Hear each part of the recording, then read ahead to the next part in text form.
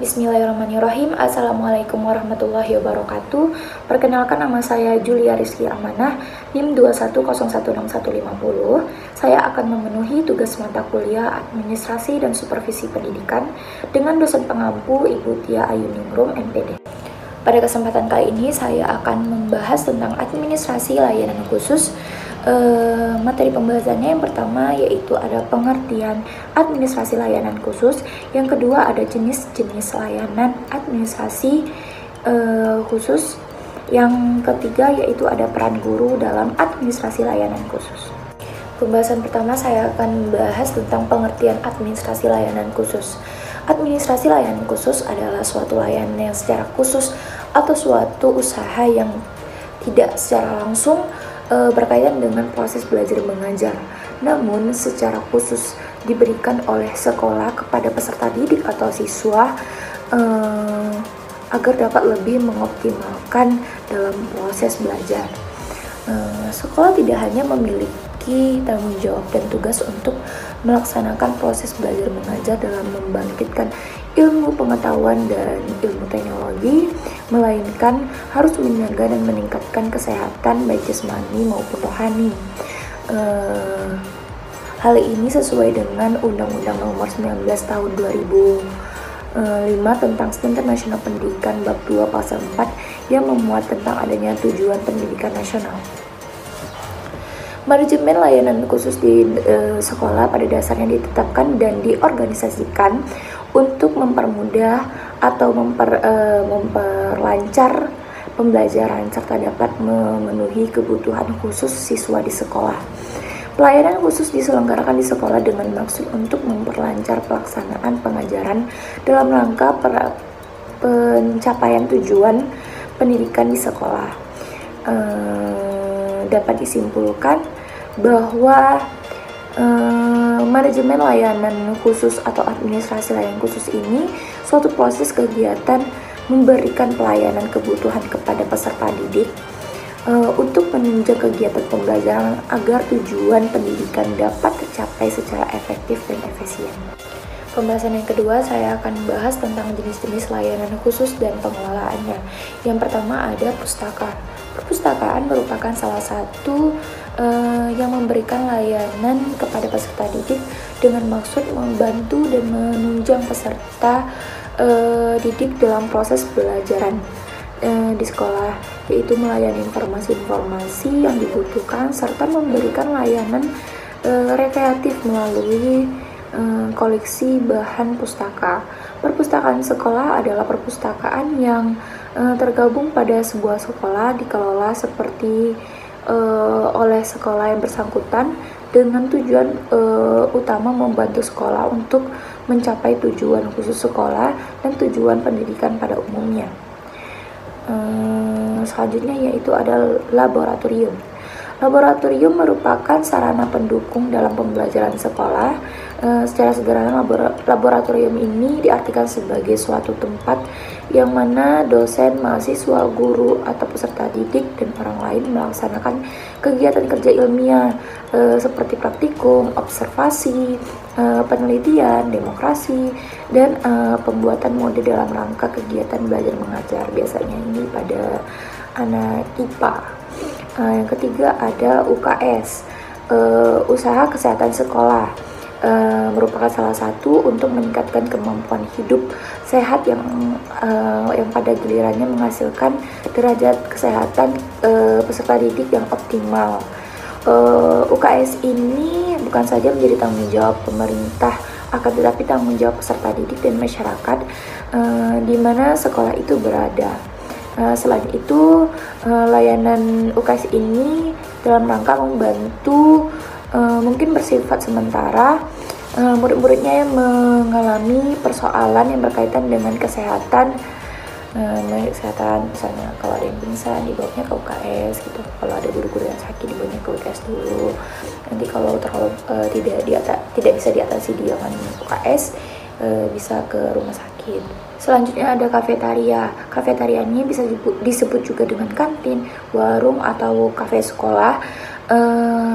Bukan karena unsur bisnis semata-mata, tetapi memperhitungkan aspek yang lain yang lebih penting. Keberadaan kafetaria ini diterapkan mampu menyokong kelancaran proses belajar mengajar dari sisi keperluan akan makanan bagi siswa. Tersedianya kafetaria ini secara tidak langsung mempunyai kaitan dengan proses belajar mengajar di sekolah. Misalnya siswa lapar dan haus saat jam pelajaran, nanti harus ada jam istirahatnya, pergi ke kantin atau ke kafe atau warung di sekolahnya.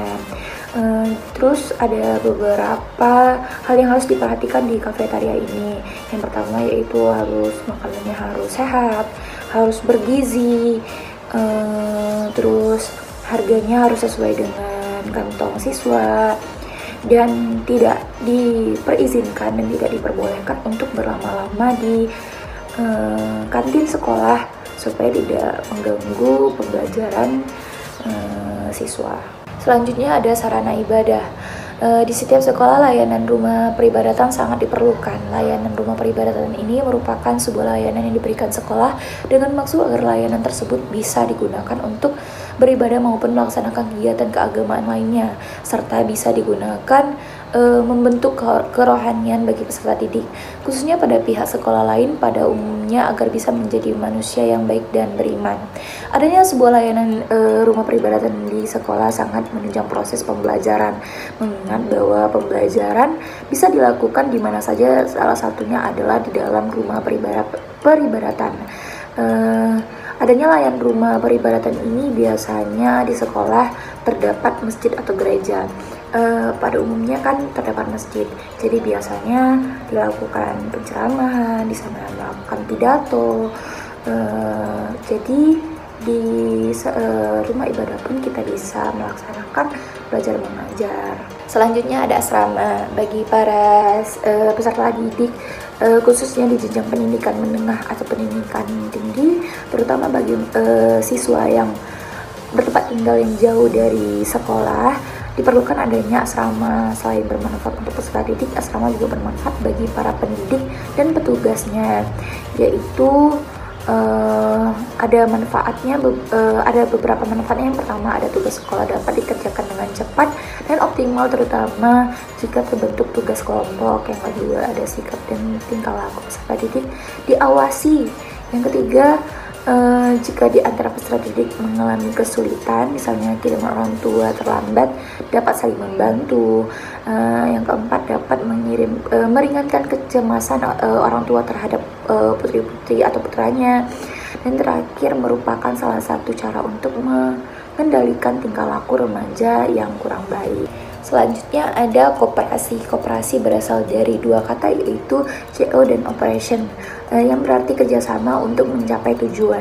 Koperasi adalah suatu perkumpulan yang beranggotakan beberapa orang atau badan-badan dengan bekerja sama dengan menggunakan atas kekeluargaan dalam menjalankan usaha serta untuk mempertinggi kesejahteraan jasmani para anggotanya. Biasanya koperasi ini di sekolah saya biasanya menjualkan buku-buku atau pena-pena untuk keperluan siswa dalam belajar mengajar. Yang terakhir ada transportasi. Sarana transportasi bagi peserta didik merupakan sarana penunjang untuk kelancaran proses belajar mengajar. Peserta didik akan merasa aman dapat datang untuk pulang dengan waktu yang tepat.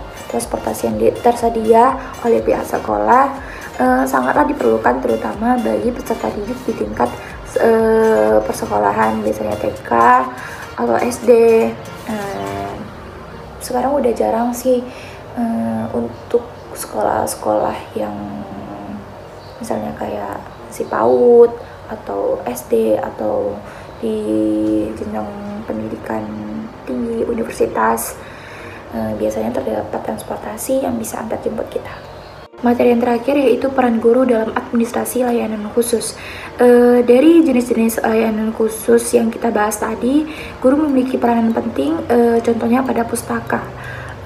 Yang pertama yaitu memperkenalkan buku kepada siswa atau guru lainnya. Yang kedua, memilih buku dan bahan pustakaan yang akan dibeli. Yang terakhir, mempromosikan perpustakaan untuk pemakaian ataupun pembinaan.